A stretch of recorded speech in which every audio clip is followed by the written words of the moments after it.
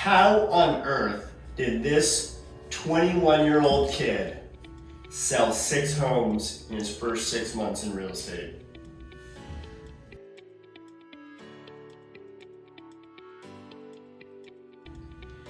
So I'm sitting here with Daniel Fitch, amazing rising star here in real estate, as well as rock star on the Strock team. And Daniel, I have watched now go through a consistent habit and routine that has set him up for the success. I would love for you guys as new agents and also potential consumers to understand what it takes to find that success. So Daniel, can you just tell us what your habits on kind of a daily routine look like? Yeah, absolutely. The first thing is being sure to keep a consistent calendar. The moment that you start as a real estate agent, it's really easy to have lots of gaps, free time in your schedule. You got to figure out how to stay consistent in terms of follow-up and what you're doing on a daily basis. Get to the office at the same time every single morning. If you don't have a meeting set for that time, you put something on your calendar to ensure that you know what you're doing ahead of time, as opposed to finding it in the moment. Every single day, the first thing that I try to do is go through my database and figure out at least the top 10 clients that are definitely in need of some follow-up. I always reach out to them, I see where they're at in their home search, I get an update, and I try to find out what I can do to ensure that I'm on top of it on my end and not failing them as a real estate resource. So what you just said right there actually really resonates with me. It was something that I did for years and years and didn't even realize had attributed to the success that I found in my own sales career, which is being a creature of habit. And every day I would actually write out at night on a notebook all the things that I was going to do in order for that next day to find the success. So I was a little bit planned in advance.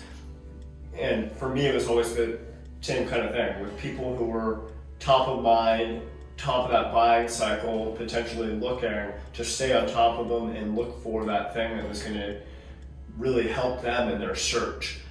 When you're out there in the field and you're having these conversations, in order to get to know buyers a little bit better and build some rapport with them, what kinds of questions are you asking them in order to kind of find out where they're at in the buying cycle?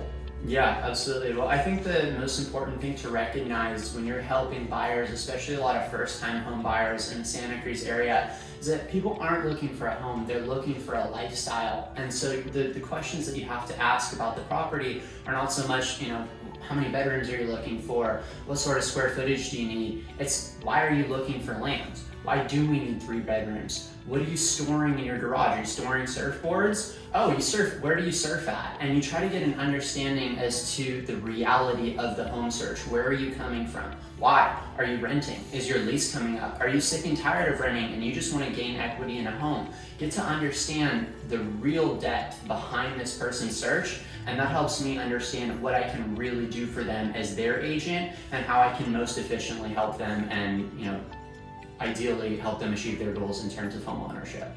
So that was really well articulated, and it again resonated with me in the fact that every time I used to go out and show properties, I would learn those things of, hey, look, is it important to be by a coffee shop? Great, here's a great coffee shop in that location. I would demonstrate, I would show them that coffee shop. Or is walking on the beach really important to you? Okay, let me leave the house right now and actually walk from that house, whether it's 3/4 of a mile, 3 miles, whatever it was. If they were considering doing it, I was gonna do it with them so they could experience what it was actually like in a lifestyle, like you just said right there.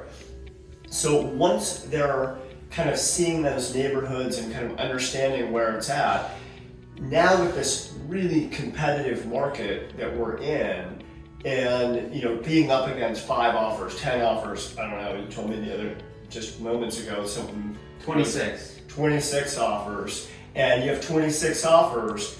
How do you stand out with the agent who is on the other side of the transaction for them to know that you're the real deal and that you're somebody that they potentially want to work with to put together that transaction?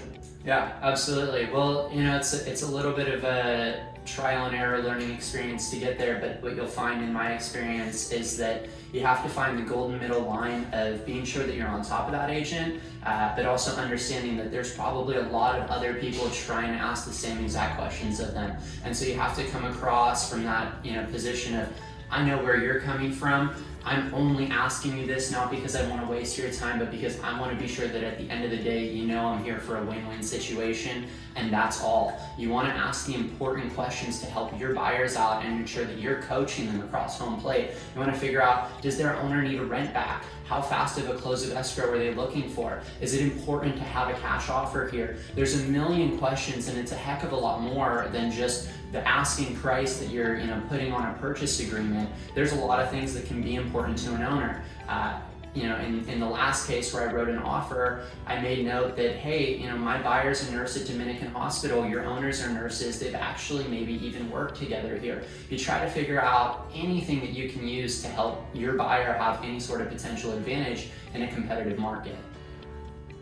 So agents, what you're getting there, and other consumers, if you're considering working within our company, these are things that we're constantly going through, is how do you build a connection with the other agent and also find a commonality and common thread with a seller so they're gonna potentially want to do business with you.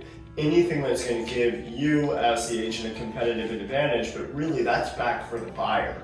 And the overall goal here is to make sure that our consumers, our buyers, or our sellers get the end result that they want, which is an opportunity to either purchase or sell for that right price. So, there's tons more that I'm sure you have to offer. I hope that you guys out there as agents or consumers found a lot of info and details from Daniel. If you want to reach out to him directly, I am sure he would love to go out to coffee with you, have further conversations, build connection with you out there in the community.